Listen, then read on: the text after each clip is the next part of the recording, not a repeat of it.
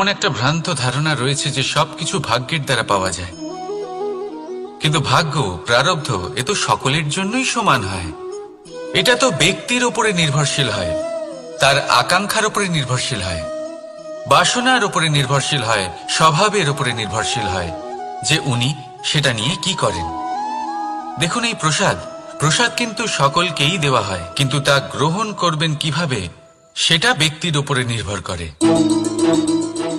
আপনাকে এক উদাহরণ দিই। যেমন ধরুন, দুজন মানুষকে আমি একটা করে মাটির ডেলা দিলাম, সেটা নিয়ে তারা কি করবেন? একজন মানুষ তার ছোট ছোট ডেলা বানাবেন আর পথযাত্রীদের ওপরে ছুঁড়ে মারবেন, হাসি ঠাট্টা করবেন, তাদের বস্ত্র নোংরা করে দেবেন, সেটাতেই উনি আনন্দ পাবেন। অন্যদিকে দ্বিতীয় ব্যক্তি সেই মাটির ডেলা দিয়েই নিজের জন্য একটা কুঁড়ে ঘর বানাবেন। সেই কুঁড়ে ঘর যা রোদেতে, বৃষ্টিতে, ঝড়ে তাকে সুরক্ষিত রাখবে। অনুভূতি, এই অনুভূতি বদলাতে শিখুন। এই অনুভূতি অত্যন্ত গুরুত্বপূর্ণ। ভালোবাসাতেও এই অনুভূতি হলো অত্যন্ত গুরুত্বপূর্ণ। ভালোবাসা সে বন্ধুর সাথে হোক, মা বাবার সাথে হোক, ভাই বোনের সাথে হোক, স্ত্রীর সাথে হোক, যে কারোর সাথে হোক। মনে রাখবেন, এই হলো সেই অনুভূতি যা আপনার ভাগ্য নির্ধারণ করে থাকে। তাহলে আসুন আমার সাথে প্রেমের অনুভূতি নিয়ে বলুন, রাধা রাধা। অনেক সময় মানুষ এই কথায় দুঃখ পান যে কেন বারবার তার ক্ষমতার ওপরে সন্দেহ প্রকাশ করা হয়, কেন বারবার তাকে পরীক্ষা দিতে হয়, কেন জিজ্ঞেস করে এটাই কি আমার ভাগ্য যে একাধিকবার আমার ক্ষমতা আমাকে প্রমাণ করতে হবে? মানুষ মনে করে এ হলো দুর্ভাগ্য। আমি মনে করি এ হলো সৌভাগ্য। কিভাবে? সন্দেহ কার উপরে করা হয়? সোনার বিশুদ্ধতাকে নিয়ে, লোহাকে নিয়ে নয়। বিশুদ্ধতার নিরিখে বারবার তাকে পরীক্ষা করা হয়, তামাকে করা হয় না। রত্নকারের আঘাত হীরেকে সহ্য করতে হয়, কোনো কাঁকরকে নয়। সেই জন্য নিজের ভাবনাকে ধন্যাত্মক করে তুলুন। জীবনে যত পরীক্ষায় আসুক না কেন, হাসি মুখে তার সম্মুখীন হন, তাতে উতলা হবেন না। আর তারপর দেখবেন আপনার অন্তরের এই রত্ন আপনার জীবনকে উজ্জ্বল করে তুলবে। তাহলে আসুন আমার সাথে ভালোবেসে বলুন, রাধা রাধা। সকলে বলেন এবং আমিও বলি যে মানুষ যেমন সঙ্গে মেলামেশা করেন সেরকমই তার স্বভাব হয়ে যায়। এ হলো সত্য, কিন্তু এটা হলো অর্ধ সত্য। হ্যাঁ, বৃষ্টির ফোঁটা যখন সাপের মুখে যায় তখন তা বিষে পরিণত হয়, তাই যখন ঝিনুকের মধ্যে যায় তখন তা মুক্ততে পরিণত হয়। কিন্তু কোনো ব্যক্তির স্বভাব, এ হলো অত্যন্ত গুরুত্বপূর্ণ। কোনো এক ফুলের কথা ভাবুন, সেই ফুলের সাথে জড়িত সেই কাঁটাগুলোর কথা ভাবুন। সহস্র বছর ধরে সেই কাঁটা ফুলের সাথেই লেগে রয়েছে, কিন্তু আজও সেই বিধেই যায়, সেই যন্ত্রণাই দেয়, সুবাস ছড়ায় না। কেন? কারণ বিধে যাওয়া কাঁটার স্বভাব হয়। এটা বুঝেনি। সর্বপ্রথম নিজের মনের ভাবকে বদলাতে শিখুন, তারপরই আপনার সঙ্গের প্রভাব পাল্টাতে পারে। আর যদি আপনি এরকম করেন তাহলে আপনার জগৎ প্রশান্তিতে ভরে যাবে। তাহলে আসুন আমার সাথে ভালোবেসে বলুন, রাধা রাধা।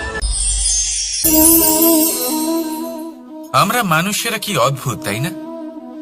যখন ভুল আমরা করি তখন আমরা চাই আপোষ করে নিতে। এই ভুলই যদি অন্য কেউ করে তখন আমরা চাই ন্যায় হোক। কেন? একই পরিস্থিতিতে দুই রকম আচরণ কেন? দেখুন, যদি আপোষ, ন্যায়, প্রতিকার বা প্রতিঘাতের বদলে আমরা শুধু এবং শুধুমাত্র প্রেম দিয়ে ভরিয়ে তুলি, তাহলে না আমাদের আপোষ করে নেবার আশা। আপনি কি কখনো আয়না দেখেছেন? আমাদের মধ্যে এমন কে আছেন যিনি আয়না দেখেননি? সকলেই আয়না দেখেছেন, আয়নায় নিজের প্রতিবিম্বও দেখেছেন, কিন্তু কেউ কি ভেবে দেখেছেন আয়নার পেছনে কি আছে? সেই প্রতিবিম্বের পেছনে কি আছে। দেখুন যেভাবে এটা হয়, সেই কাচের পেছনে পারদ ধাতুর একটা স্তর দেওয়া থাকে, যে কারণে আমরা যখন দেখি তখন নিজের প্রতিবিম্ব দেখতে পাই। অর্থাৎ এই কাচ এমন ভাবে তৈরি করা হয় যে আলোর প্রকাশ যেদিক থেকে আসে সেই দিকেই আবার ফিরে যায়। সেই জন্যই এটাকে আয়না বলা হয়। এটাই হলো সবার জীবনেরও সত্য। যদি আমরা আমাদের সম্পূর্ণ মনোযোগ শুধু লক্ষ্যের দিকে কেন্দ্রীভূত করি, এদিক ওদিক বিক্ষিপ্ত না হই, তাহলে না শুধু আমরা নিজের লক্ষ্য প্রাপ্তিতে সফল হব, বরং আমরা অন্যের পথপ্রদর্শক হিসেবেও সাফল্য পাব। তাহলে আপনি কি হতে চাইবেন এমন একজন ব্যক্তি? সিদ্ধান্ত আপনার। রাধা রাধা। পাওয়া এবং হারিয়ে ফেলা, এই দুই হলো জীবনের অভিন্ন অঙ্গ। আমরা যেমন কিছু পেয়ে থাকি, তেমন কিছু হারিয়েও থাকি। কিছু স্বপ্ন সার্থক হয়, আবার কিছু লক্ষ্য অপূর্ণই থেকে যায়। জীবনে এটা হয়েই থাকে, প্রত্যেকের জীবনেই এটা হয়ে থাকে। কিন্তু কারোর সাথে দেখা হলে আমরা কি ধরনের কথা বলি? আমরা সেই কথাই বলি যা আমরা হারিয়েছি। নিজেও দুঃখ পাই, আবার সামনের মানুষটাকেও দুঃখ দিই। তার থেকে অন্যরকম কিছু করার চেষ্টা করুন, ধন্যাত্মক চিন্তা করার চেষ্টা করুন। মন সেদিকেই দিন, স্মরণ শুধুমাত্র তাকেই করুন, গুরুত্ব তাকেই দিন যিনি আপনার কাছে রয়েছেন। যিনি আপনার কাছে নেই তার আশায় কষ্ট কেন পাচ্ছেন আপনি? সেগুলিকেই প্রাধান্য দিন যা আজ এখন বর্তমানে আপনার কাছে রয়েছে। যেমন আমি কংস মামাকে স্মরণ করি না, যিনি আমার ছেলেবেলা নষ্ট করে দিয়েছেন। আমি স্মরণ করি আমার যশোদা মাকে, আমার বলরাম দাদাকে, আমার রাধাকে, যারা আমার জীবনকে ভরিয়ে তুলেছেন। আপনিও ঠিক এটাই করুন, আর আমার সাথে ভালোবেসে বলুন রাধা রাধা।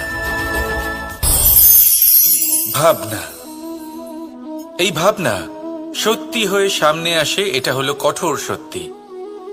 কারণ ভাবনাই হলো সেই বীজ যা সত্যরূপী সেই চারাকে জন্ম দেয়, তাকে বিকশিত করে। এবার ভাবুন, যদি এই বীজ কাঁটা গাছের হয় তাহলে তা ছায়া দেবে না, তা শুধুই কাঁটা প্রদান করবে।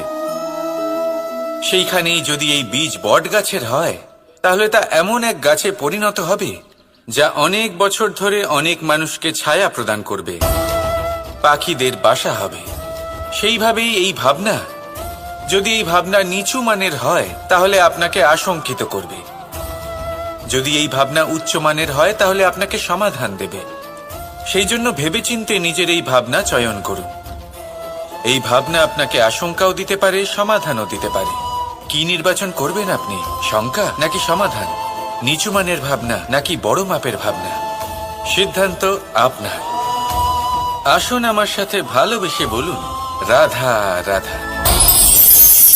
জীবন এবং মৃত্যু, এই দুই হলো জীবনের দুটি অটল সত্য। যিনি জন্মগ্রহণ করেছেন তিনি মৃত্যুলাভ অবশ্যই করবেন, এই হলো নিয়তি। এবার একটা কথা বলি, মৃত্যুলাভ সবাই করেন, কিন্তু জীবন বাঁচতে সবাই জানেন না। সারা জীবন কেটে যায় কিন্তু জীবন ভালো করে বাঁচতে পারেন না, বুঝতেই পারেন না কি করা উচিত। জীবন বাঁচলেও কিভাবে বাঁচবেন? যদি বাঁচেন তাহলে বাঁচুন সেই প্রদীপের মতো, যে নিজের শিখা দিয়ে অসংখ্য প্রদীপকে জ্বালিয়ে তুলতে পারে, যে নিভে যাবার আগেও অন্ধকারের সাথে লড়তে থাকে। হয়তো সেই জন্যই যেখানে প্রদীপ রাখা হয় সেই জায়গাকে পুজো করা হয়, সেই স্থানকে পবিত্র মানা হয়। একটা কথা ঠিক, মৃত্যু সবার হবে। সে আমি হই, সে আপনি হন, বা অন্য কেউ হোক, একদিন এই সংসার থেকে চলে যেতেই হবে। কিন্তু আপনি এই জীবনে কি করেছেন সেটাই হলো গুরুত্বপূর্ণ। আর যিনি জীবন বাঁচতে শিখেছেন তিনি মৃত্যুর পরেও জীবিত থাকেন, তিনি অমর হয়ে যান। আপনিও এটাই করুন আর আমার সাথে ভালোবেসে বলুন রাধা রাধা। কথায় আছে মানুষের উচিত দৃঢ়তার সাথে পদক্ষেপ নেওয়া। যেখানে পা ফেলবেন সেই মতোই পথ নির্বাচন হবে, সেই মতোই লক্ষ্য নির্ধারিত হবে। কিন্তু শুধুই কি পদক্ষেপের দিকে নজর রাখা যথেষ্ট? না, এর থেকে অনেক বেশি গুরুত্বপূর্ণ হলো আচরণ। যেমন আপনার আচরণ হবে, ঠিক সেই মতোই আপনার পদক্ষেপ হবে। যদি আপনার আচরণ সঠিক হয়, শ্রেষ্ঠ হয়, তাহলে দেখবেন আপনি পর্বতের শিখরেও পৌঁছে যেতে পারবেন। কিন্তু যদি সঠিক না হয়, তাহলে ওই শিখর থেকে নিচেও পড়ে যেতে পারেন। হ্যাঁ, গতির জন্য পদক্ষেপের উপর নজর রাখা গুরুত্বপূর্ণ, কিন্তু প্রগতির জন্য আচরণই হলো গুরুত্বপূর্ণ। তাছাড়া সম্ভব নয়। আসুন আমার সাথে ভালোবেসে বলুন, রাধা রাধা। আপনাকে একটা প্রশ্ন জিজ্ঞাসা করি, জল কোথায় কোথায় পাওয়া যায়? কেউ বলবেন সাগরে, কেউ বলবেন ঝর্ণাতে, সরোবরে, নদীতে। আর এই সবকটা উত্তরই সঠিক। আর এদের মধ্যে সবকটা জায়গাতেই কি পাওয়া যায়? জল। ঠিক সেইভাবেই মানুষের যে কোনো স্বরূপই হোক না কেন, তাতে বাস করেন স্বয়ং পরমাত্মাই। সেই পরমাত্মা যিনি ভালোবাসার বাণী শুনে থাকেন, ভালোবাসার ভাষা বুঝতে পারেন, তিনিই জানেন। এবার সে মাতা দেবকী হোক বা মাতা যশোদা, এই যাত্রা তো শুধুমাত্র মমতার। এবার সে রুক্মিণী হোক বা রাধা, যাত্রা সেই ভালোবাসারই। তাই শুধু ভালোবাসার উপরে মনোনিবেশ করুন, নিজের ব্যবহার প্রেমময় করে তুলুন। আপনার প্রত্যেকটা সম্পর্ক, প্রত্যেকটা বন্ধন পবিত্র হয়ে উঠবে। তাই আসুন আর আমার সাথে ভালোবেসে বলুন, রাধা রাধা। ছেলেবেলা। এবার ছেলেবেলার বিষয় আর কি বলি, অত্যন্ত বিশেষ হয় এই ছেলেবেলা। সেই সময়ের অনেক কথা আমাদের আজও মনে আছে আর সারা জীবন মনে থাকবে। এমন কোনো কথা যেমন কিছু একটা ঠাট্টা করেছিলাম, যাতে মাতা পিতা এত রেগে গেছিলেন যে সেদিন হয়তো আমাদের খেতেই দেননি। এরকম হয়, আর আমার সাথেও তা হয়েছে। কিন্তু একটু ভেবে দেখুন, যখন আমরা অভুক্ত থাকি, তখন কি আমাদের মাতা পিতার গলা দিয়ে খাবার নামতে পারে? কখনোই নয়। কিন্তু আমরা তো কথা বলছি মাতা পিতাকে নিয়ে। কিন্তু যদি আমরা নিজেদের কথাও বলি, আমরা যদি কখনো জানতে পারি, কোনো ভিক্ষুকের বিষয় জানতে পারি যে সে অভুক্ত রয়ে গেছে, তখনও আমাদের গলা দিয়ে খাবার নামে না। আর এই যে কথাটা, যখন সমাজে খুব বড় কোনো বিপদ আসে, তখন এই কথা আমাদের কাছে স্পষ্ট হয়ে যায়। যেমন ধরুন কোনো মহাযুদ্ধ বা মহামারী হয়, তখন মন অশান্ত হয়ে ওঠে।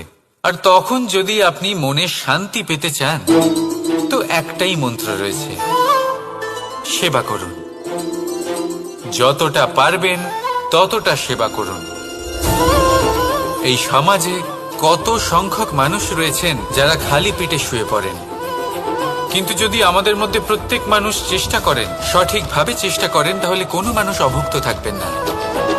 এক অত্যন্ত গুরুত্বপূর্ণ কথা মনে রাখবেন, কোনো দরিদ্র, কোনো অভুক্তকে খেতে দেওয়া, তা হলো ঈশ্বরকে ভোগ নিবেদন করার থেকেও মহান কার্য। কারণ ঈশ্বর গরিব মানুষের প্রার্থনায় বাস করেন।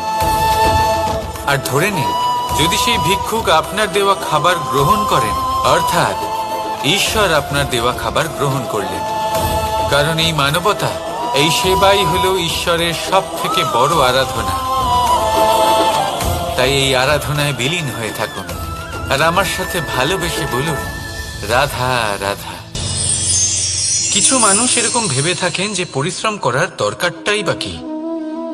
এই প্রকৃতি আমাদের সবকিছু দিয়েছে, জন্ম দিয়েছে, জীবন দিয়েছে। এই প্রকৃতিই আমাদের পালন পোষণও করে নেবে।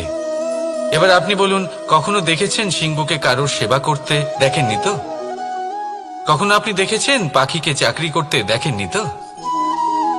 তাও নিশ্চয়ই তাদের পেট ভরে। চলুন, আপনার এই কথা আমি মেনে নিলাম। এবার আপনি আমার একটা কথার উত্তর দিন। আপনি কখনো দেখেছেন কোনো প্রাণী নিজে হেঁটে এসে সিংহের মুখে এসে বলছে যে আমাকে আপনি খেয়ে ফেলুন, আমাকে নিজের খাদ্য করে নিন, নিজের পেট ভরিয়ে ফেলুন? এরকম তো কখনোই হয় না। সিংহ নিজের খাবার বনেই পেয়ে যায়, কিন্তু শিকার তাকে নিজেকেই করতে হয়। যদি এটা না করে তাহলে সে অনাহারে মরে যাবে। যদি কথা বলা হয় পাখির, তাহলে বলি প্রকৃতি ওকে খাবার নিশ্চয়ই দিয়েছে, কিন্তু সেই খাবার খুঁজে নিতে হয় তাকে নিজেকেই। নিজেকে বাঁচিয়ে রাখার জন্য বাসা বানাতে হয় তাকে, যার জন্য অত্যন্ত পরিশ্রম করতে হয়। এই পরিশ্রম থেকে বিমুখ হবেন না, কারণ এই পরিশ্রমই অনেক দূর পর্যন্ত আপনার ভাগ্য বানাতে পারে। জীবনের সামনে এগোনোর জন্য আপনাকে পরিশ্রম করতেই হবে। তাহলে আসুন আমার সাথে ভালোবেসে বলুন, রাধা রাধা। লক্ষ্যে পৌঁছানো অত্যন্ত কঠিন হয়। কেউ ভাবেন যে কেন এত কঠিন হয়, কেন এত কষ্ট করতে হয় লক্ষ্যে পৌঁছানোর জন্য? এই লক্ষ্য সরলভাবে কেন আমার কাছে চলে আসে না? চলুন আপনাকে একটা কথা বলি, যদি আপনার লক্ষ্য কঠিন না হয় তাহলে তাকে পাওয়া আপনার পক্ষে অসম্ভব হয়ে উঠবে। লক্ষ্যে পৌঁছানোর এই রাস্তায় আপনি যে কড়া রোদের সম্মুখীন হন, যার থেকে আপনি দূরে পালাতে চান, সেই রোদ আপনাকে প্রেরণা যোগায় যে আপনি এগোতে থাকুন। ভাবুন একজন যাত্রী যে কিনা নিজের লক্ষ্যের দিকে যাচ্ছেন, সেই পথে উনি যদি একটু ছায়া পেয়ে যান আর উনি ওখানে বিশ্রাম নেন, তাহলে তার সাথে তার ভাগ্য গভীর নিদ্রায় সেখানে বিলীন হয়ে যায়।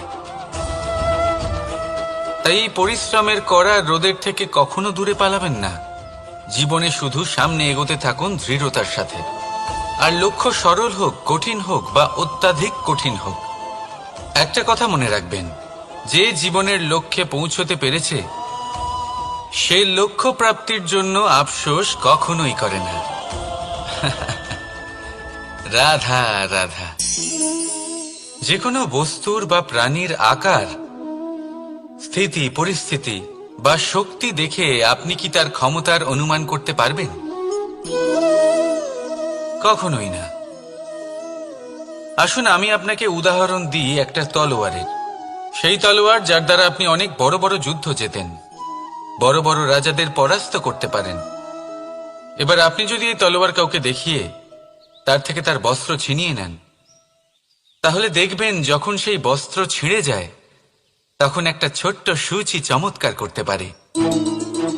তখন এই তলোয়ার কোনো কাজে লাগবে না।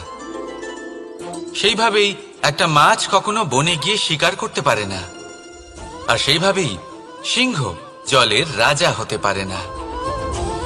প্রত্যেকের নিজের নিজের দুর্বলতা রয়েছে, প্রত্যেকের নিজের নিজের শক্তি রয়েছে। আর এই প্রকৃতি সবাইকে এইভাবেই বানিয়েছে যে প্রত্যেকের মধ্যে কোনো না কোনো বিশেষ গুণ অবশ্যই থাকে। তাই যদি আপনি নিজের মধ্যে বা অন্যদের মধ্যে শুধুই দোষ দেখতে পান, তাহলে একটু ওপর থেকে দেখুন। সবার মধ্যে বিশেষ গুণ খুঁজে দেখতে শুরু করুন। আপনি বুঝবেন আপনি নিজেও কত বিশেষ আর অন্যরাও কত বিশেষ। আপনি বুঝবেন এই সংসার, এই প্রকৃতি হলো কতটা বিশেষ। তাহলে আসুন আমার সাথে ভালোবেসে বলুন, রাধা রাধা। প্রেম। সমগ্র ব্রহ্মাণ্ডে সব থেকে কঠিন যাত্রা প্রেমেরই হয়, আর হবে নাই বা কেন? যা সমগ্র সংসারে শক্তিরূপে বয়ে চলেছে, সেই পথে যাত্রা সহজ কিভাবে হতে পারে? এবার এই যাত্রা শুধুমাত্র নায়ক বা নায়িকার মধ্যেই হয় না। এই যাত্রার মধ্যে দিয়ে সবাইকেই যেতে হয় যারা ভালোবাসেন। সেই মানুষকে ধাক্কা খেতে হয়, বাধা বিপত্তির সম্মুখীন হতে হয়, কাঁটা সহ্য করতে হয়, আর এটাই হয়ে থাকে। আর এই যে ভালোবাসা, যা যে কারোর মধ্যে হতে পারে, যেমন মা এবং সন্তান, তাদের ভালোবাসা, যেমন মা দেবকী এবং মা যশোদা আমাকে ভালোবাসেন, তাদের সেই ভালোবাসার যাত্রা। যেমন রাধা, রুক্মিণী, এদের ভালোবাসার যাত্রা। যেমন দুই পুরুষের মধ্যে বন্ধুত্বের ভালোবাসার যাত্রা। যেমন সুদামা, আপনাকে ভালোবাসার বিষয়ে একটা অত্যন্ত গুরুত্বপূর্ণ কথা বলে দিই। ভালোবাসা প্রথমে আপনাকে নিজের নৌকায় পরখ করে নেয়, তারপর প্রেমের যাত্রাপথে আপনাকে কষ্ট দেয়, তারপরে লক্ষ্যে আপনাকে পৌঁছে দেয়। এবার একজন সখার তার সখার সাথে ভালোবাসার এই যাত্রা শুরু হতে চলেছে। রাধা রাধা। বিনম্রতা। এই সংসারে অনেক সময় বিনম্র হওয়াকে মাথা নত করা ভেবে ফেলা হয়। আপনি অনেকবার মানুষকে এটা বলতে শুনে থাকবেন যে আমি কখনো কারোর সামনে মাথা নত করি না, কখনো নত হই না, আমি ভেঙে যাব কিন্তু কারোর সামনে নিচু হব না। এবার দেখুন, এই সমস্ত কথা মনের মধ্যে অহংকার উৎপন্ন করে। অহংকার মানুষকে তার পতনের দিকে নিয়ে যায়। একটা গুরুত্বপূর্ণ কথা বুঝে নিন, কারোর সামনে বিনীত হবার মানে এটা নয় যে সামনের মানুষ আপনার থেকে বেশি প্রভাবশালী বা তা হয়ে উঠছেন। এটার মানে এটাও নয় যে আপনি হেরে গেছেন বা হার স্বীকার করে নিচ্ছেন। বুঝে নিন, বেশিরভাগ সময় বিনীত তিনিই থাকেন যিনি আপনার থেকে উঁচু স্থানে আছেন। তাই আপনাকে সেভাবেই কথা বলতে হয়। কারোর সামনে বিনীত হলে, নিচু হলে আপনার স্থান ছোট হয়ে যায় না, কিন্তু আপনার সামনের ব্যক্তির মনে আপনার জন্য সম্মান আর ভালোবাসা অবশ্যই বাড়ে। আপনার অস্তিত্ব বিশাল হয়ে ওঠে। তাহলে নির্বাচন হলো আপনার। কি চয়ন করবেন, বিনম্রতা নাকি অহংকার? রাধা রাধা।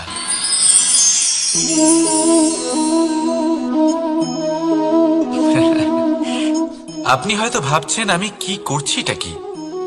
আজ আমি ভাবলাম যে রান্না করতে একটু সাহায্যই করে দিই, তাই চাল বেছে দিচ্ছিলাম।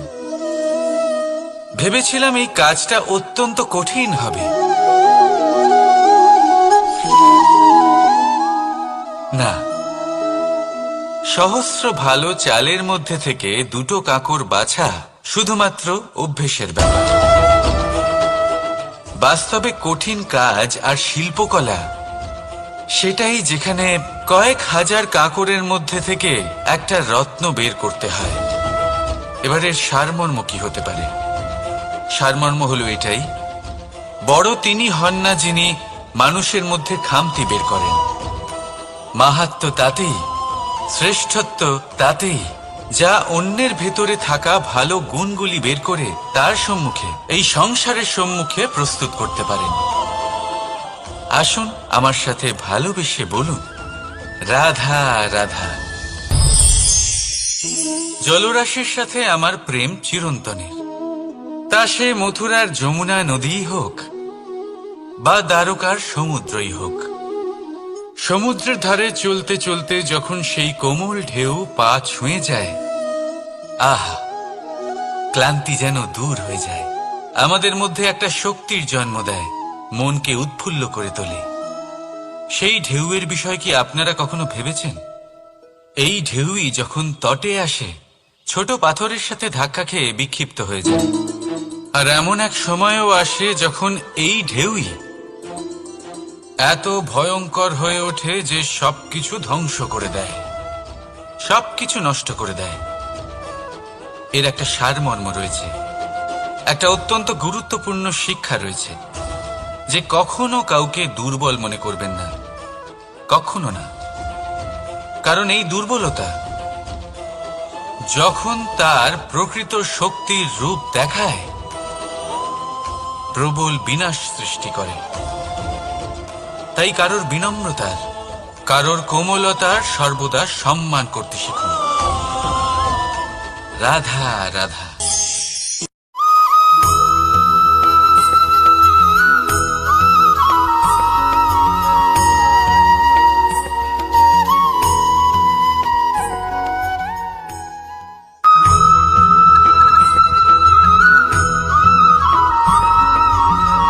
একটা বিচিত্র প্রবৃত্তি থাকে, অন্য সকলের বিষয়ে, তাদের জীবনের বিষয়ে, তাদের ব্যক্তিত্বের বিষয়ে, তাদের ভবিষ্যতের বিষয়ে অনুমান করা। এটা হলো অনুচিত। কারোর অতীতকালকে দেখে লোকে ভবিষ্যৎ বলে দিতে পারেন। বর্তমানকে দেখে ভবিষ্যতের বিষয়ে অনুমান করে ফেলেন। উদাহরণ দিতে হলে বলবো, কোনো দাসকে দেখুন, ওকে দেখে লোকে বলে যে ওর ভবিষ্যৎ সেটাই হতে পারে, অনুমান করে ফেলেন। আর এই রাজাকে দেখুন, উনি তো কত সুখী হবেন, উনি তো জগতের সব থেকে অধিক সুখী মানুষ, কত সুখ সুবিধা আছে ওনার কাছে, ধারণা করে ফেলেন। তবে সত্য তো এটাই যে কারোর ব্যক্তিত্বের বিষয়ে, তাদের ভবিষ্যতের বিষয়ে আপনি পূর্ণ সত্য কখনোই বলতে পারবেন না, শুধু অনুমান করতে পারবেন। আর এই অনুমান করে সত্যি কোনো লাভ হয় না, কারণ এই কাল সেটা হলো অত্যন্ত শক্তিশালী।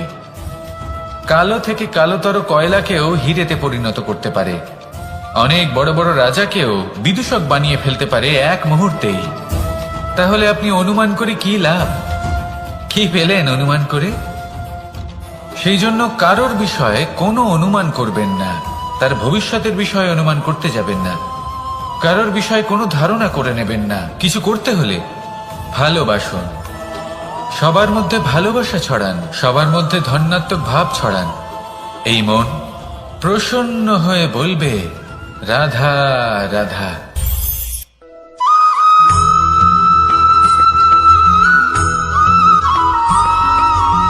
পঞ্চতত্ত্বের মধ্যে দ্বিতীয় তত্ত্ব হল ধরণী, ভূমি, যাকে আমরা ধরণী মাতা বলি। এই ধরণী ধৈর্য ধারণ করে, আর এর ওপরেই আমাদের সমগ্র সংসার নির্ভরশীল। কারণ এই ভূমি সহ্য ক্ষমতা রাখে, এর সহ্য ক্ষমতা হলো অপরিসীম। সন্তান যতই আঘাত প্রদান করুক না কেন, প্রেম পূর্বক সহ্য করে, আর তার বদলে অমূল্য রত্ন প্রদান করে। সন্তান যদি হাল চালায়, তাহলে তার বদলে তাকে অন্ন প্রদান করে। এটাই হলো ধরণী। এবার এর থেকে আমরা কি শিক্ষা পেতে পারি? এটাই যে কারোর জন্য কিছু করা বা কাউকে কিছু দেওয়া মনে কোনো কামনা ছাড়াই।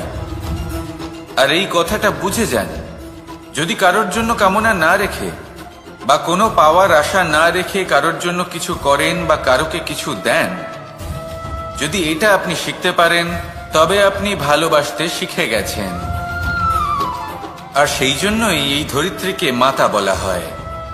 কারণ মাতা শুধু উনি নন যিনি গর্ভে সন্তানকে ধারণ করেন, মাতা তো উনিও যিনি জীবন বাঁচতে শেখান, যিনি জীবন বাঁচার উদাহরণ প্রদান করেন। তাহলে ধরণীর থেকে এই নিঃস্বার্থ ভাব শিখুন, নিঃস্বার্থ ভালোবাসা শিখুন, আর এই ভালোবাসার সাথেই বলুন, রাধা রাধা।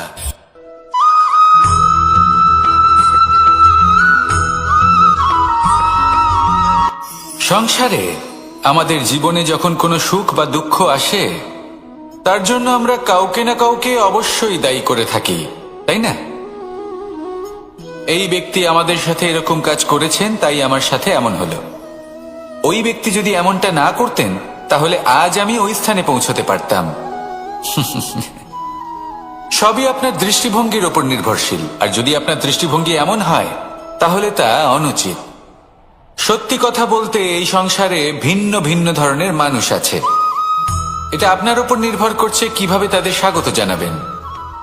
একবার ভাবুন, আমি আমার দুটো হাত সামনে নিয়ে এলাম, দুটো মুঠো খুলে দিলাম। দুই প্রকারের মানুষ আসবেন, কিছু না কিছু দিয়ে যাবেন। এই মুঠো যদি আমি বন্ধ করে দিই, তাহলে না কেউ আমাকে কিছু দিতে পারবে, না আমার কিছু যাবে আসবে। নিশ্চয়ই বুঝতে পারছেন এই দুই ধরনের ব্যক্তি কারা এবং তারা কি দিয়ে যান। আমি যদি নিজের মুঠো খুলে দিই, তাহলে কিছু ভালো মানুষ আসবেন, আমাকে আনন্দ, সন্তুষ্টি, জ্ঞান প্রদান করে যাবেন, ভালো অভিজ্ঞতা দিয়ে যাবেন। কোনো খারাপ ব্যক্তি যদি আসেন, তাহলে তিনিও খারাপ অভিজ্ঞতা দেবেন, যার থেকে আমি শিক্ষা লাভ করব। এই সব কিছু আমি লাভ করতে পারি।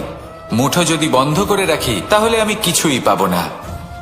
দেখুন, এই সংসারে প্রত্যেকের জীবনে এইরকম, প্রত্যেকের জীবনে সবকিছুই আছে, ভালো খারাপ দুই মানুষই আছে, ভালো অভিজ্ঞতা আছে, খারাপ অভিজ্ঞতা আছে। নির্ভর করছে আপনার উপর যে আপনি কি করবেন, এনাদের স্বাগত কিভাবে জানাবেন, কার থেকে কি বুঝবেন, কি শিখতে পারবেন, আর কোন দৃষ্টিভঙ্গি নিয়ে অগ্রসর হবেন। এটাই নির্ধারণ করবে যে আপনার জীবন কেমন হবে। আসুন আমার সাথে ভালোবেসে বলুন, রাধা রাধা।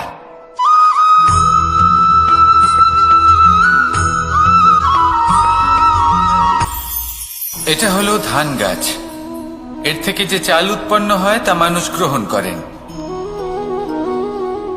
আর এটা কি?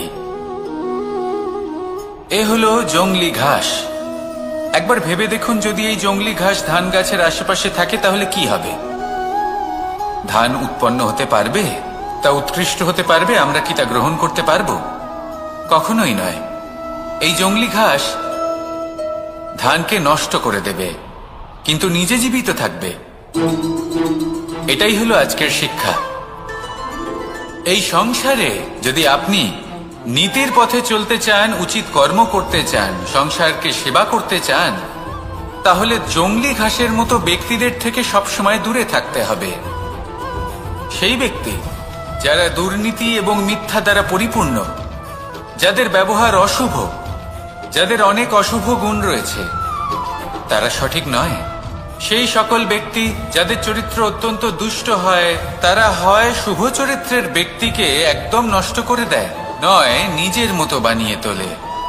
তাই যদি আপনি নীতির পথে চলতে চান, এই সংসারের জন্য শুভ কর্ম করতে চান, তাহলে সেই সঙ্গ লাভ করুন যে সঙ্গ জ্ঞানে পরিপূর্ণ, যাদের মধ্যে অনেক গুণ আছে, যাদের থেকে প্রতিদিন কিছু শিখতে পারবেন।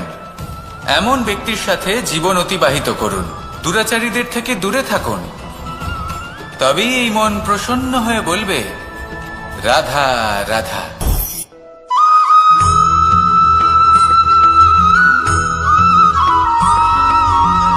মানুষের মানসিকতা এমন হয় যে সে যতটা করে আশা করে যে তার থেকে অনেক বেশি তার বদলে সে পাবে। দেখুন, সবকিছুই আপনার ভাবনা চিন্তার উপর নির্ভর করছে। আপনি যদি ফলের বিষয়ে ভেবে কর্ম করতে থাকেন তাহলে সেটা অনুচিত। জীবনের আসল আনন্দ হলো নিজের কর্ম করতে থাকা, ফলের চিন্তা করা উচিত নয়। যদি আপনি এরকম ভাবেন যে আমি এতটা করছি, আমার এতটা পাওয়া উচিত, সেই ভাবনা অনুচিত। যদি আপনি সেবার মানসিকতা নিয়ে কর্ম করতে থাকেন, কর্মচক্রে প্রবাহিত হন, যদি আপনি এমন ভাবনা রাখেন যে আমি এতটা পাচ্ছি তাই এর থেকে অনেক বেশি আমি কর্ম করব, তাহলে নিশ্চিত রূপে আপনি যতটা করছেন তার থেকে অনেক বেশি আপনি পাবেন। আপনার আশার থেকে অনেক বেশি আপনি পাবেন। শুধু জীবনে অনেক বেশি কাজ করতে থাকুন, ফলের চিন্তা করবেন না। আর মনে রাখবেন, এই ভাবনাই সব থেকে বড় বীজ।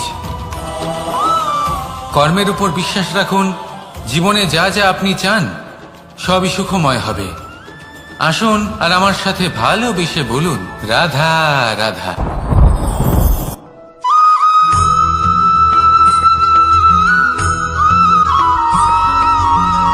আপনি কখনো কোনো বাজকে নিজের বাসা বানাতে দেখেছেন? এই বাজ যখনই কোনো বাসা বানায় তখন উঁচু গাছের ডালে বা কোনো পর্বতের শিখরে বাসা বানায়, অনেক উচ্চতায়। আর সেখানে তার সন্তানও জন্মগ্রহণ করে। যখন এই সন্তানেরা জন্মায় তখন এই বাজ খুবই ভালোবেসে এবং খুব সাবধানে এদের পালন পোষণ করে। নিজের ঠোঁট দিয়ে তাদের ঠোঁটে খাবার পরিবেশন করে। কিন্তু যেই সেই সন্তানেরা হৃষ্টপুষ্ট হয়ে যায় এবং সেই কথা বাজ নিজে বুঝতে পেরে যায়, সেই বাজ নিজেই সেই বাসা ছিন্ন ভিন্ন করে দেয়।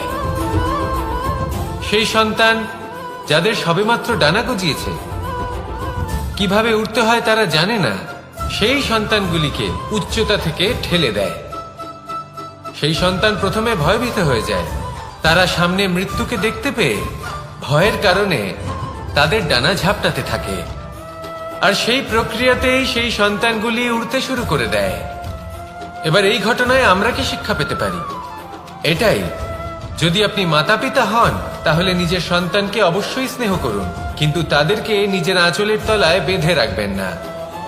যদি আপনি চান আপনার সন্তান জীবনে উন্নতি করুক, তাহলে নিজের মুঠো থেকে তাদের স্বতন্ত্র করে দিন। এই সংসারে সংঘর্ষ করতে দিন। সেই সন্তান নিজেই বুঝতে পারবে যে জন্মের সময় পাওয়া ডানা কি করে ব্যবহার করতে হয়। আর আপনার চোখের সামনে আপনার সন্তান এই আকাশে উড়তে থাকবে।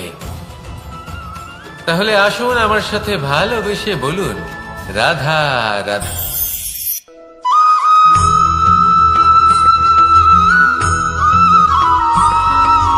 বসন্ত ঋতু, এই সময় মন আনন্দে ভরে থাকে। এমন মনে হয় যেন আমরা আকাশে বিচরণ করতে চলে যাই, কিন্তু সেটা তো সম্ভব নয়। সেই জন্য হয়তো আমরা ঘুড়ি ওড়াই, এই ঘুড়িকে নিজেদের প্রতিরূপ মনে করে। এবার অনেক মানুষ আছেন যারা ঘুড়ি ওড়ান, কিন্তু এই কর্মের সারমর্ম কি সেটা কজন বুঝতে পারেন? আপনি এটা মনে করুন যে আপনি হলেন সেই ঘুড়ি, আর এই সুতো যিনি ধরে রয়েছেন তিনি হলেন পরমাত্মা। আর এই সুতো যেখান থেকে শুরু হয় সেই লাটাই হলো আমাদের কর্মচক্র। এবার আপনি নিজেই অনুমান করুন যে এই উড়ান কার ওপর নির্ভরশীল, পরমাত্মার ওপর আর আপনার কর্মের ওপর। যদি পরমাত্মা আপনার হাত ধরে থাকেন, আপনার সাথে থাকেন, যদি আপনি শুভ কর্ম করতে থাকেন, আপনি এই আকাশে উড়তে থাকবেন। কিন্তু কোথাও কোথাও যদি পরমাত্মার সাথে এই বন্ধন ছিন্ন হয়, আপনার কর্মচক্র খারাপ হয়ে যায় বা থেমে যায়, তাহলে আপনার এই ঘুড়ি কেটে যাবে আর দূরে কোনো গাছের ডালে গিয়ে আটকে যাবে।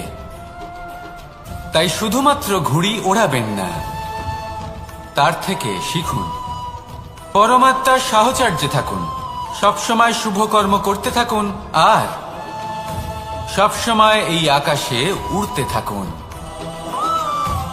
আসুন আর আমার সাথে ভালোবেসে বলুন, রাধা।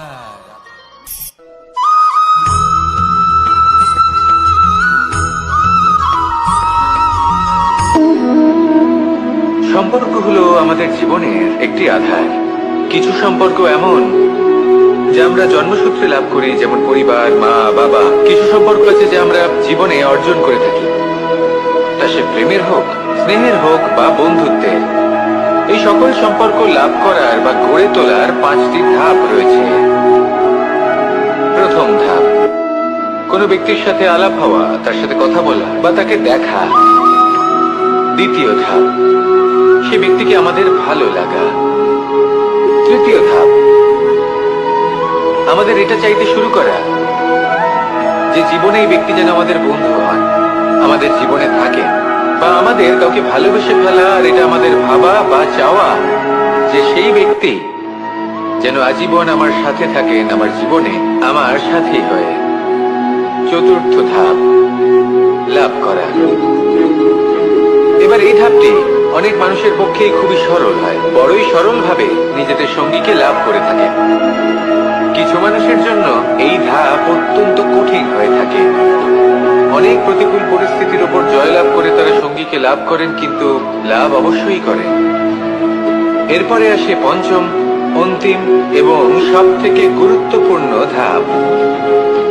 সেটা হলো সেই সম্পর্ক পালন করা।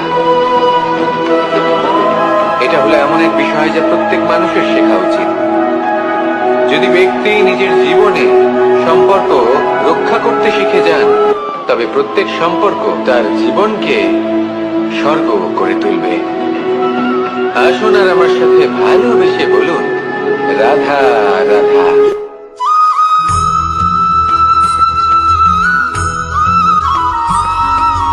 জীবনে যখন কোনো ব্যক্তি নিজের লক্ষ্য প্রাপ্তির জন্য নিরন্তর পরিশ্রম করতে থাকেন, চেষ্টা করতে থাকেন, তখন তিনি কষ্ট অনুভব করেন, কখনো শারীরিক কষ্ট, কখনো মানসিক কষ্ট। এবার উনি এটা ভাবতে থাকেন যে আমি কি উচিত করছি নাকি অনুচিত করছি। কারণ অন্যদিকে এমন একজন ব্যক্তিও আছেন যিনি একদমই পরিশ্রম চেষ্টা করছেন না। তিনি মদিরা পান করেন, বিলাসিতায় জীবন কাটান, অলস প্রকৃতির হয়ে ওঠেন, নিদ্রাতে বিলীন হয়ে থাকেন আর ভাবেন যে তিনি সুখ লাভ করছেন। কিন্তু এরকম কেন হয়? কারণ যখন আমরা সৎ পথে থাকি, উচিত পথে চলি, লক্ষ্য প্রাপ্ত করার জন্য চেষ্টা করতে থাকি, তখন আমাদের ভেতরে থাকা নেতিবাচক শক্তি এবং পাপ এই দেহকে ত্যাগ করে দেয়।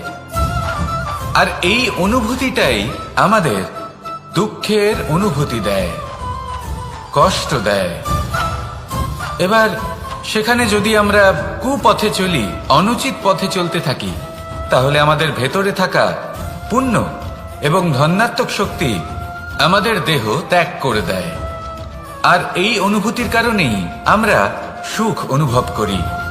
কিন্তু কখনো ভাববেন যে এই সুখ বেশি সময় পর্যন্ত থাকে না।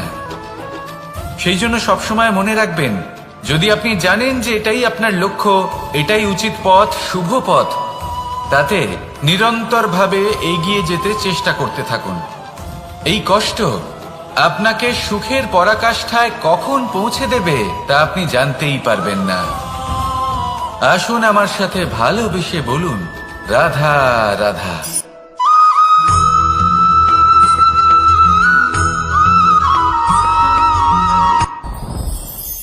সাথী। সাথী এই শব্দটির ব্যাখ্যা কে কিভাবে করে?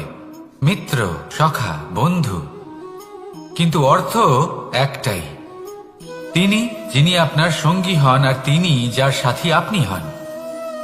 এবার সব থেকে বড় প্রশ্ন হলো এটাই যে তিনি কে হতে পারেন যাকে আপনি আপনার সাথী বলে মেনে নিতে পারেন, নিজের সখা, নিজের মিত্র, নিজের বন্ধু মেনে নিতে পারেন। আপনার সাথী হলেন তিনি যিনি দুঃখের সময় আপনার পাশে থাকবেন, আপনার হাত ধরে থাকবেন। আপনার সাথী হলেন তিনি যার হাত আপনি নিজের সুখের দিনে ধরে থাকবেন। সেই সাথীরই হাত ধরুন যিনি দুঃখে সবসময় আপনাকে সাহায্য করার জন্য তৎপর হয়ে থাকেন, আপনার পাশে থাকেন, আর যাকে সুখের দিনে আপনি আপনার সাথে রাখতে পারেন। আর যখন আপনার সাথে আপনার এই সাথী থাকবে, তখন আপনি এটা বুঝবেন যে যখন জীবনে দুঃখ আসে তখন এই দুঃখ কমে যায়, সবার মধ্যে ভাগ হয়ে যায়। আর যদি তখন সুখ আসে তাহলে সেটা সবার উপস্থিতিতে আরো বেড়ে যায়। এটাই হলো প্রেম, এটাই হলো ভালোবাসা, এটাই হলো সঙ্গ। যেমন সম্পর্ক আমার আর রাধার মাঝে। তাহলে আসুন আর আমার সাথে ভালোবেসে বলুন, রাধা রাধা।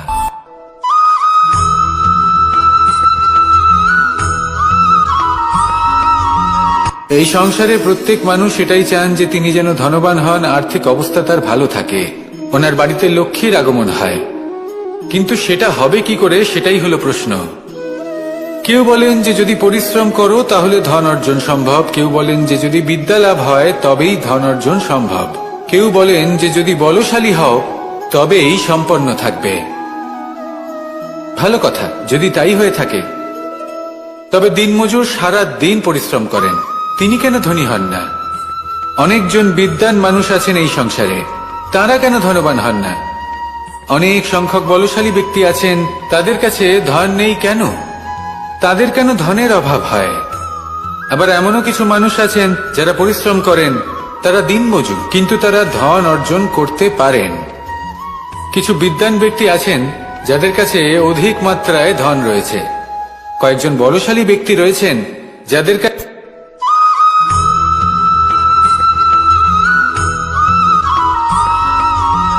পঞ্চতত্ত্বের মধ্যে দ্বিতীয় তত্ত্ব হল ধরণী, ভূমি, যাকে আমরা ধরণী মাতা বলি। এই ধরণী ধৈর্য ধারণ করে, আর এর ওপরেই আমাদের সমগ্র সংসার নির্ভরশীল। কারণ এই ভূমি সহ্য ক্ষমতা রাখে, এর সহ্য ক্ষমতা হল অপরিসীম। সন্তান যতই আঘাত প্রদান করুক না কেন, প্রেম পূর্বক সহ্য করে, আর তার বদলে অমূল্য রত্ন প্রদান করে। সন্তান যদি হাল চালায় তাহলে তার বদলে তাকে অন্ন প্রদান করে। এটাই হলো ধরণী। এবার এর থেকে আমরা কি শিক্ষা পেতে পারি? এটাই যে কারোর জন্য কিছু করা বা কাউকে কিছু দেওয়া মনে কোনো কামনা ছাড়াই। আর এই কথাটা বুঝে যান, যদি কারোর জন্য কামনা না রেখে বা কোনো পাওয়ার আশা না রেখে কারোর জন্য কিছু করেন বা কারোকে কিছু দেন, যদি এটা আপনি শিখতে পারেন, তবে আপনি ভালোবাসতে শিখে গেছেন। আর সেই জন্যই এই ধরিত্রীকে মাতা বলা হয়। কারণ মাতা শুধু উনি নন যিনি গর্ভে সন্তানকে ধারণ করেন, মাতা তো উনিও যিনি জীবন বাঁচতে শেখান। যিনি জীবন বাঁচার উদাহরণ প্রদান করেন। তাহলে ধরনীর থেকে এই নিঃস্বার্থ ভাব শিখুন, নিঃস্বার্থ ভালোবাসা শিখুন, আর এই ভালোবাসার সাথেই বলুন রাধা রাধা।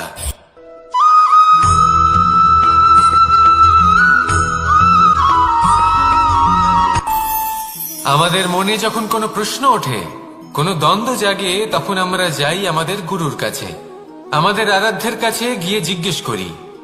এইভাবেই একদিন আমি পৌঁছলাম আমার আরাধ্যের কাছে, আমার মহাদেবের কাছে, আর ওনাকে প্রশ্ন করলাম যে মহাদেব, জীবনে আনন্দ পাওয়ার, উৎসব পালনের, প্রেম ভাগ করে নেবার, জীবনকে উপভোগ করে নেওয়ার সর্বশ্রেষ্ঠ সময় কোনটা? মহাদেব হাসলেন আর উনি বললেন, জীবনে উৎসব পালনের সব থেকে শ্রেষ্ঠ দিন হল মৃত্যুর ঠিক আগের দিনটা। প্রেম ভাগ করে নেওয়ার সব থেকে শ্রেষ্ঠ মুহূর্ত হল মৃত্যুর ঠিক আগের মুহূর্ত। জীবনকে উপভোগ করে নেওয়ার সর্বশ্রেষ্ঠ প্রহর হল মৃত্যুর এক প্রহর পূর্বে। তখন আমি চমকে গেলাম। আমি বললাম, কিন্তু মহাদেব, মৃত্যু তো অনিশ্চিত, আমরা জানিও না কবে আমাদের মৃত্যু হবে। মহাদেব আবার হাসলেন। উনি বললেন যে যদি আমরা এভাবে জীবন কাটাই যে আমরা জীবনের প্রত্যেক দিন, প্রত্যেক মুহূর্ত, প্রত্যেক প্রহর শেষ বলে মনে করি, তাহলে আমাদের সমস্ত জীবন আনন্দের সাথেই অতিবাহিত হবে। কি বলেন?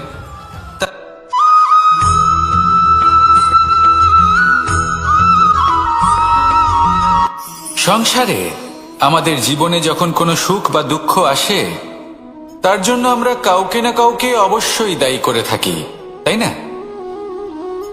এই ব্যক্তি আমাদের সাথে এরকম কাজ করেছেন, তাই আমার সাথে এমন হলো। ওই ব্যক্তি যদি এমনটা না করতেন, তাহলে আজ আমি ওই স্থানে পৌঁছতে পারতাম। সবই আপনার দৃষ্টিভঙ্গির ওপর নির্ভরশীল, আর যদি আপনার দৃষ্টিভঙ্গি এমন হয়, তাহলে তা অনুচিত। সত্যি কথা বলতে, এই সংসারে ভিন্ন ভিন্ন ধরনের মানুষ আছে। এটা আপনার উপর নির্ভর করছে কিভাবে তাদের স্বাগত জানাবেন। একবার ভাবুন, আমি আমার দুটো হাত সামনে নিয়ে এলাম, দুটো মুঠো খুলে দিলাম। দুই প্রকারের মানুষ আসবেন, কিছু না কিছু দিয়ে যাবেন। এই মুঠো যদি আমি বন্ধ করে দিই, তাহলে না কেউ আমাকে কিছু দিতে পারবে, না আমার কিছু যাবে আসবে। নিশ্চয়ই বুঝতে পারছেন এই দুই ধরনের ব্যক্তি কারা এবং তারা কি দিয়ে যান। আমি যদি নিজের মুঠো খুলে দিই, তাহলে কিছু ভালো মানুষ আসবেন, আমাকে আনন্দ, সন্তুষ্টি, জ্ঞান প্রদান করে যাবেন, ভালো অভিজ্ঞতা দিয়ে যাবেন। কোনো খারাপ ব্যক্তি যদি আসেন, তাহলে তিনিও খারাপ অভিজ্ঞতা দেবেন, যার থেকে আমি শিক্ষা লাভ করব। এই সব কিছু আমি লাভ করতে পারি। মুঠো যদি বন্ধ করে রাখি, তাহলে আমি কিছুই পাবো না। দেখুন, এই সংসারে প্রত্যেকের জীবনে এইরকম। প্রত্যেকের জীবনে সবকিছুই আছে, ভালো খারাপ দুই মানুষই আছে, ভালো অভিজ্ঞতা আছে, খারাপ অভিজ্ঞতা আছে। নির্ভর করছে আপনার উপর যে আপনি কি করবেন, এনাদের স্বাগত কিভাবে জানাবেন, কার থেকে কি বুঝবেন, কি শিখতে পারবেন, আর কোন দৃষ্টিভঙ্গি নিয়ে অগ্রসর হবেন।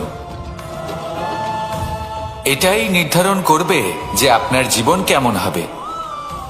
আসুন আমার সাথে ভালোবেসে বলুন রাধা রাধা।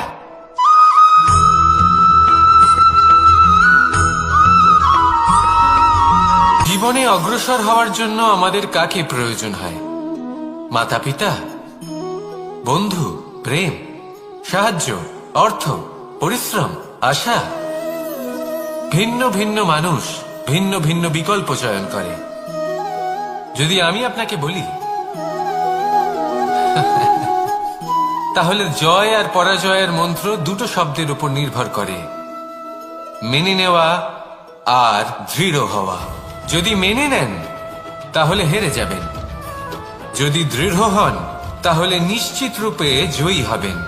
যদি কখনো আপনি ক্লান্ত হয়ে ওঠেন, আপনি দুঃখী হন, পুরোপুরি ভেঙে পড়েছেন, তখন মেনে নেবেন না যে আপনি ভেঙে পড়েছেন, নয়তো হেরে যাবেন। তখন উল্টে স্থির করবেন যে যাই হয়ে যাক না কেন, আমি জয়ী হবই।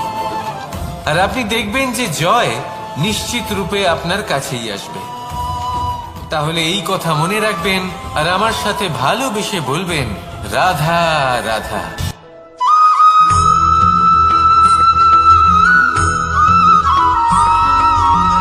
ভালো, শুধু ওনাদের কঠোর ব্যবহার দেখলে আমরা একটু ভয় পেয়ে যাই। এবার ওনাদের এই কঠোর ব্যবহার আমাদের ভালো না লাগলেও অত্যন্ত আবশ্যক, কারণ মাতার থেকে আমরা যে শক্তি লাভ করি তা যেন নিয়ন্ত্রণ হারিয়ে বিধ্বংসী না হয়ে ওঠে। আমরা যেন কোনো কুপথে না চলে যাই, আমরা কখনো যেন দোষ না করে ফেলি। শুধু সেই জন্য পিতা এবং গুরু একটু কঠোর হয়ে ওঠেন, এবং ওনাদের এই কঠোর আচরণ ভবিষ্যতে গিয়ে আমরা অবশ্যই বুঝতে পারি। জীবনে কিছু বছর আমরা এগিয়ে যাই আর তারপর আমরা বুঝতে পারি যে বাবা এবং গুরু আমাদের যথেষ্ট ভালোবাসতেন, কিন্তু ওনাদের ভালোবাসার বহিঃপ্রকাশ আলাদা।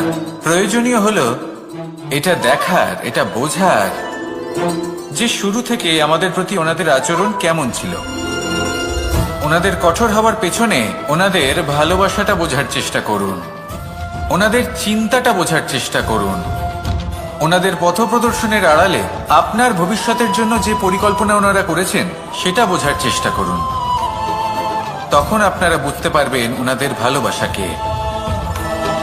আপনার মনের মধ্যে আপনা থেকেই ওনাদের প্রতি সম্মান জেগে উঠবে। নিজের পিতা এবং নিজের গুরু এই দুজনের প্রতি কৃতজ্ঞতা প্রকাশ করুন আর আমার সাথে ভালোবেসে বলুন, রাধা রাধা।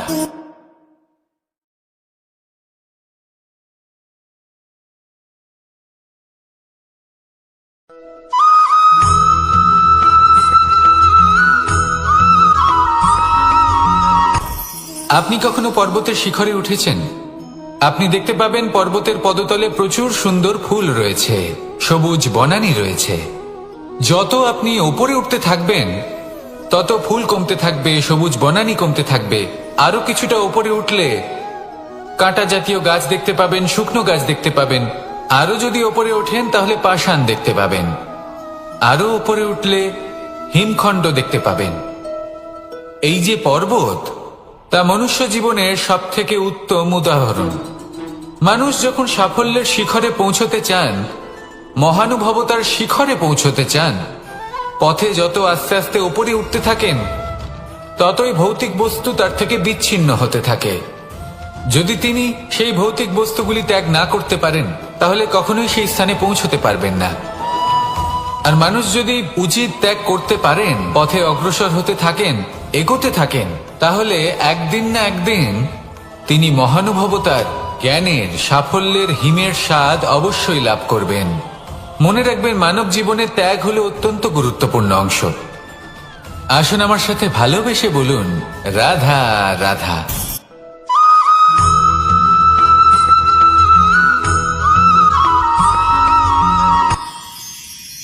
মানুষ তার জীবনে দুই ধরনের পরিস্থিতিকে খুব ভয় পায়।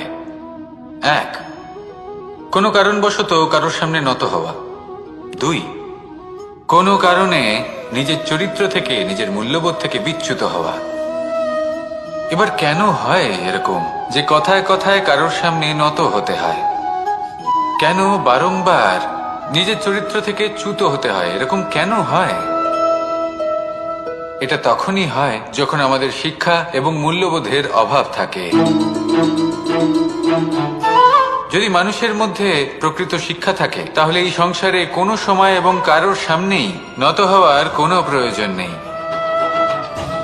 যদি মানুষের মধ্যে মূল্যবোধ থাকে তাহলে তাকে নিজের মূল্যবোধ বা চরিত্র থেকে বিচ্যুত হতে হয় না, তা সে যাই হয়ে যাক না কেন। কোনো বালককে যদি জন্ম থেকেই সুশিক্ষার অধিকারী করা হয়, শিক্ষিত করা হয়, মূল্যবোধের অধিকারী করা হয়, তবে সে এই সংসারে এমন কর্ম করবে যাতে সে নিজেকে, নিজের পরিবারকে, সমগ্র সমাজকে গর্বিত করতে পারে। শিক্ষা লাভ করুন, মূল্যবোধ লাভ করুন এবং আমার সাথে ভালোবেসে বলুন, রাধা রাধা।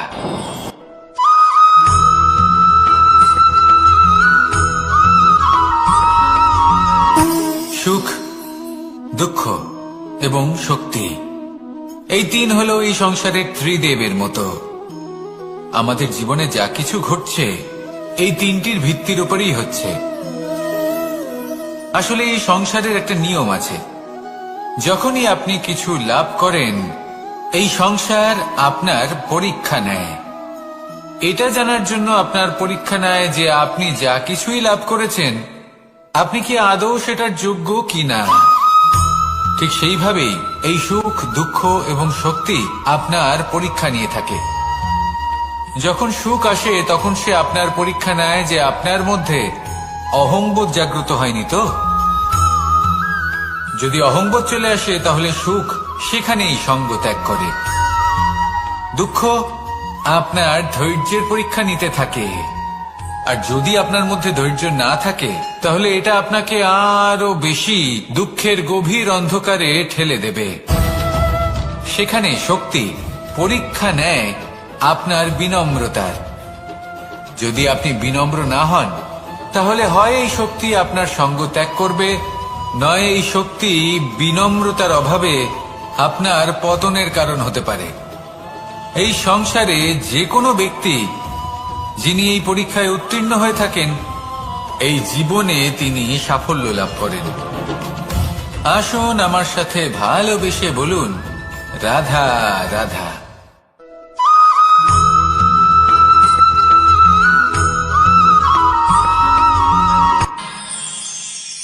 আমরা সবাই সূর্যকে সম্মান কেন করি?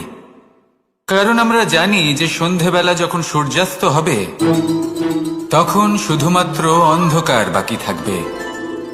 ঠিক কিছুটা এরকমই হয় আমাদের মাতা পিতাও, যিনি আমাদের জন্ম দেন, আমাদের ভরণ পোষণ করেন, আমাদের বড় করেন, আমাদের প্রেম প্রদান করেন। কখনো কখনো তাদের মুখ থেকে কটু কথা নিঃসৃত হয়, আমাদের দুঃখ হয়, কিন্তু তখন আমাদের এটা বোঝা উচিত এগুলি নিঃসৃত হচ্ছে আমাদেরই মঙ্গলের জন্য। যেমন সূর্যদেব, উনিও উত্তাপ দিয়ে থাকেন আমাদেরই মঙ্গলের জন্য, যাতে ফসল পাকতে পারে, যাতে জল বাষ্প হয়ে মেঘ হতে পারে, বৃষ্টি হতে পারে, আর এই সংসারে নিরন্তর জলের প্রবাহ থাকে। আমাদের মাতা পিতা, তাদের কঠোর আচরণ, তাদের কঠোর অনুশাসনের পেছনে লুকিয়ে থাকে ওনাদের ভালোবাসা। আমাদের তা বুঝতে হবে, সসম্মানে ওনাদের গ্রহণ করতে হবে।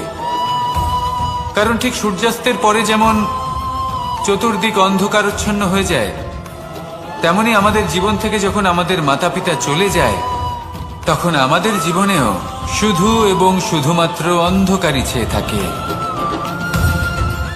সেই জন্য নিজের মাতা পিতাকে সম্মান করুন, ওনাদের ভালোবাসা প্রদান করুন। এই মন আর এই জীবন প্রসন্ন হয়ে বলবে, রাধা রাধা।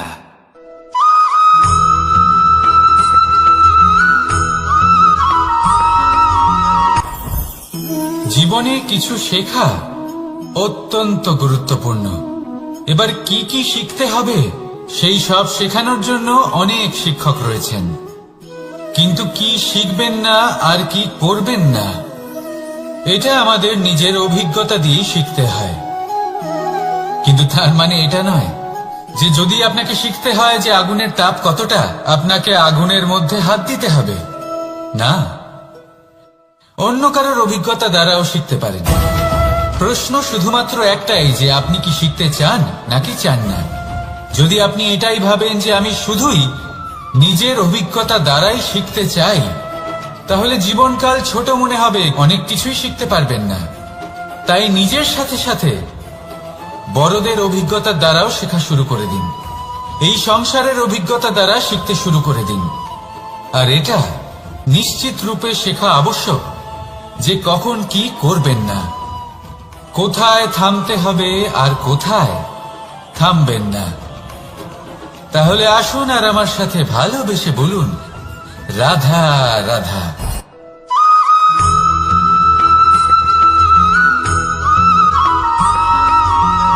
এই সংসারে সব থেকে বেশি কোমল বস্তু হলো রেশম। এই রেশম এতটাই কোমল হয় যে এর পুরো একটা থান শুধুমাত্র একটা হাতে ধরা সম্ভব। কখনো ভেবে দেখেছেন এই রেশম কিভাবে হয়? একটি কীট তার লালার দ্বারা উৎপন্ন হয়। এই কীট সেই রেশমকে পাক দিতে থাকে, পাক দিতেই থাকে, আর আস্তে আস্তে তার মধ্যেই জড়িয়ে পড়ে। শেষে ওর এই সুন্দর অমূল্য সৃষ্টি রেশমের এই সুতো তার নির্মাণ কার্য পূর্ণ হয়, কিন্তু তাতেই ও নিজে বন্দী হয়ে যায়। নিজেরই মায়াজালের এই বন্দী গৃহে নিজেই ফেঁসে যায়। এবার এই সুতোকে ব্যবহারযোগ্য করে তোলার জন্য এই কীটগুলিকে এই কবচের সাথেই ফুটন্ত জলে ফেলে দেওয়া হয়। এই সংসারে যদি আমাদের স্বপ্ন এই সংসারের দুঃখ হরণ করার জন্য, এই সংসারে সুখ বিতরণ করার জন্য হয়, তবেই আমাদের প্রগতি সম্ভব। যদি আমাদের এই স্বপ্ন শুধুই আমাদের এবং আমাদের স্বার্থ সিদ্ধির জন্য হয়, তাহলে এই স্বপ্ন আমাদের অন্ধ করে দেবে, আমাদের অন্ধকারের পথে নিয়ে যাবে, আর আমরাও সেই কীটের মতো হয়ে যাব। নিজেদেরই মায়াজালে আমরা নিজেই ফেঁসে যাব, আর শেষে আমরা যদি কিছু লাভ করি তা হবে একাকিত্ব, অন্ধকারময় মৃত্যু। তাই স্বপ্ন অবশ্যই দেখুন, কিন্তু এমন ভাবে স্বপ্ন দেখবেন না যে তার এই বন্দিগৃহে আপনি নিজেই ফেঁসে গেলেন।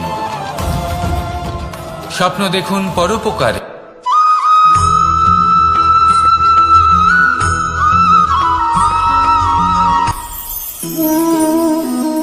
শক্তি এক অত্যন্ত বিচিত্র বস্তু, বা বলতে পারেন অনুভূতি।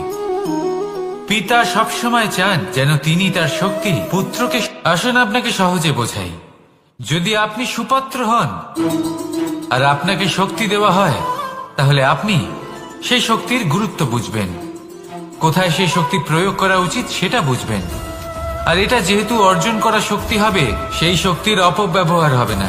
কিন্তু যদি এই আপনি কুপাত্র হন আর যদি আপনাকে এই শক্তি দেওয়া হয়, তাহলে কি হবে? দেখতে গেলে এই শক্তি আপনি দান হিসেবে পেয়েছেন, তাই না আপনি এই শক্তির গুরুত্ব বুঝবেন, আর না এর প্রয়োগ আপনি জানবেন। তার অপব্যবহার হওয়া সুনিশ্চিত। তাই যদি আপনি কোনো শক্তি অর্জন করতে চান, তাহলে আগে তার যোগ্য হয়ে উঠুন। পুত্র নয়, পাত্র হয়ে উঠুন। আর আমার সাথে ভালোবেসে বলুন, রাধা রাধা।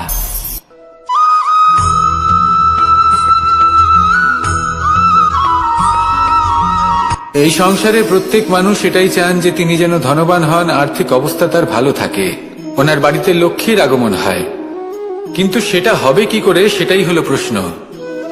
কেউ বলেন যে যদি পরিশ্রম করো তাহলে ধন অর্জন সম্ভব, কেউ বলেন যে যদি বিদ্যা লাভ হয় তবেই ধন অর্জন সম্ভব, কেউ বলেন যে যদি বলশালী হও তবেই সম্পন্ন থাকবে। ভালো কথা, যদি তাই হয়ে থাকে, তবে দিনমজুর সারা দিন পরিশ্রম করেন, তিনি কেন ধনী হন না? অনেকজন বিদ্বান মানুষ আছেন এই সংসারে, তারা কেন ধনবান হন না? অনেক সংখ্যক বলশালী ব্যক্তি আছেন, তাদের কাছে ধন নেই কেন? তাদের কেন ধনের অভাব হয়? আবার এমনও কিছু মানুষ আছেন যারা পরিশ্রম করেন, তারা দিনমজুর, কিন্তু তারা ধন অর্জন করতে পারেন। কিছু বিদ্বান ব্যক্তি আছেন যাদের কাছে অধিক মাত্রায় ধন রয়েছে, কয়েকজন বলশালী ব্যক্তি রয়েছেন যাদের কাছে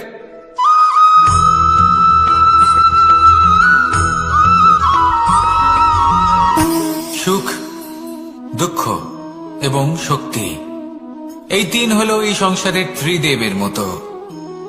আমাদের জীবনে যা কিছু ঘটছে এই তিনটির ভিত্তির উপরেই হচ্ছে। আসলে এই সংসারের একটা নিয়ম আছে, যখনই আপনি কিছু লাভ করেন, এই সংসার আপনার পরীক্ষা নেয়। এটা জানার জন্য আপনার পরীক্ষা নেয় যে আপনি যা কিছুই লাভ করেছেন, আপনি কি আদৌ সেটার যোগ্য কিনা। ঠিক সেইভাবেই এই সুখ, দুঃখ এবং শক্তি আপনার পরীক্ষা নিয়ে থাকে। যখন সুখ আসে তখন সে আপনার পরীক্ষা নেয় যে আপনার মধ্যে অহংবোধ জাগ্রত হয়নি তো। যদি অহংবোধ চলে আসে তাহলে সুখ সেখানেই সঙ্গ ত্যাগ করে। দুঃখ আপনার ধৈর্যের পরীক্ষা নিতে থাকে, আর যদি আপনার মধ্যে ধৈর্য না থাকে তাহলে এটা আপনাকে আরো বেশি দুঃখের গভীর অন্ধকারে ঠেলে দেবে। সেখানে শক্তি পরীক্ষা নেয় আপনার বিনম্রতার। যদি আপনি বিনম্র না হন, তাহলে হয় এই শক্তি আপনার সঙ্গ ত্যাগ করবে, নয় এই শক্তি বিনম্রতার অভাবে আপনার পতনের কারণ হতে পারে। এই সংসারে যে কোনো ব্যক্তি যিনি এই পরীক্ষায় উত্তীর্ণ হয়ে থাকেন, এই জীবনে তিনি সাফল্য লাভ করেন। আসুন আমার সাথে ভালোবেসে বলুন, রাধা রাধা।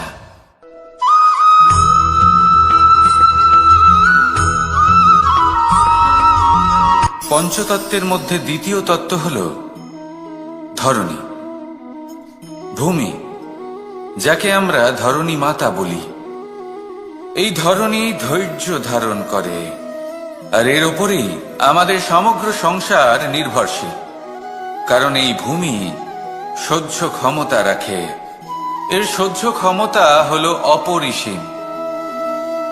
সন্তান যতই আঘাত প্রদান করুক না কেন, প্রেম পূর্বক সহ্য করে, আর তার বদলে অমূল্য রত্ন প্রদান করে।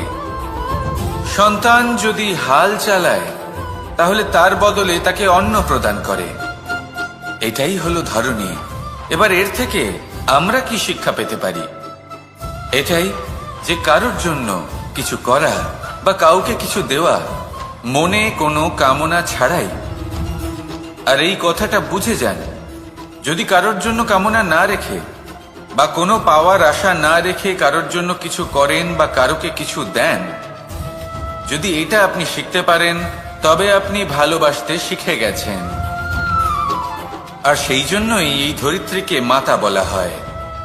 কারণ মাতা শুধু উনি নন যিনি গর্ভে সন্তানকে ধারণ করেন, মাতা তো উনিও যিনি জীবন বাঁচতে শেখান, যিনি জীবন বাঁচার উদাহরণ প্রদান করেন। তাহলে ধরণীর থেকে এই নিঃস্বার্থ ভাব শিখুন, নিঃস্বার্থ ভালোবাসা শিখুন, আর এই ভালোবাসার সাথেই বলুন, রাধা রাধা।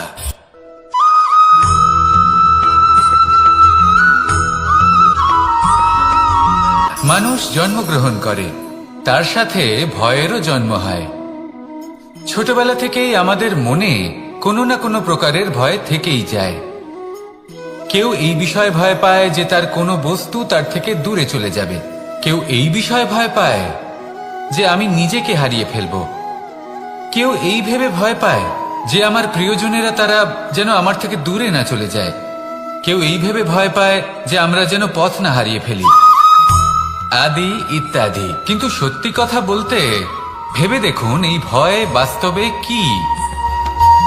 শুধুই একটা মনস্থিতি, আর কিছুই নয়। যা কিছু আপনি জীবনে পেয়েছেন তা একদিন আপনাকে হারাতে হবে। এই জীবন হলো আপনারই, কিন্তু তাও একদিন সমাপ্ত হবে। তাই ভয় পেয়ে কি লাভ? এই ভয় শুধু আপনাকে জীবন যাপন করা থেকে বাধা দিচ্ছে, আর কিচ্ছু নয়। পথ হারিয়ে ফেললেই বুঝতে পারবেন যে নতুন পথ কিভাবে বানাতে হয়। কিছু মানুষকে জীবন থেকে হারালে তবেই আপনি বুঝবেন যে আপনার আপনজনকে। এই ভয়ের কারণে ভীত হয়ে থাকবেন না। এই তারা নক্ষত্র অন্ধকারের অভাবে গুরুত্ব হারায়। শিবকেও মহাদেব হওয়ার জন্য বিষ পান করতে হয়েছিল। প্রত্যেক পরিস্থিতি, প্রত্যেক সাফল্য আপনার পরীক্ষা নেবে, তাতে উত্তীর্ণ হওয়া হলো আপনার কর্ম। যখনই আপনি ভয় পাবেন বা সংকটের সম্মুখীন হবেন, তখন সাহসের সাথে তার সম্মুখীন হন।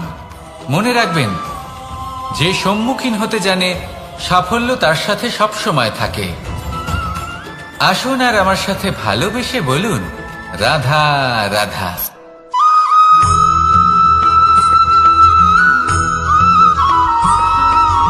জীবনে অগ্রসর হওয়ার জন্য আমাদের কাকে প্রয়োজন হয়?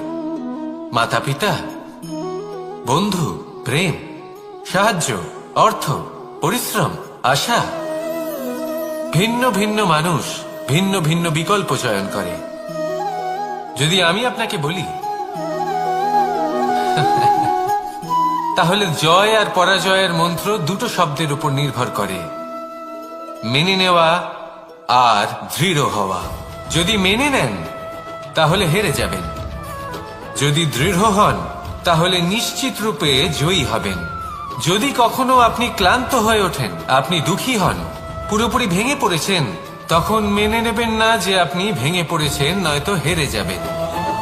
তখন উল্টে স্থির করবেন যে যাই হয়ে যাক না কেন, আমি জয়ী হবই। আর আপনি দেখবেন যে জয় নিশ্চিত রূপে আপনার কাছেই আসবে। তাহলে এই কথা মনে রাখবেন আর আমার সাথে ভালোবেসে বলবেন, রাধা রাধা।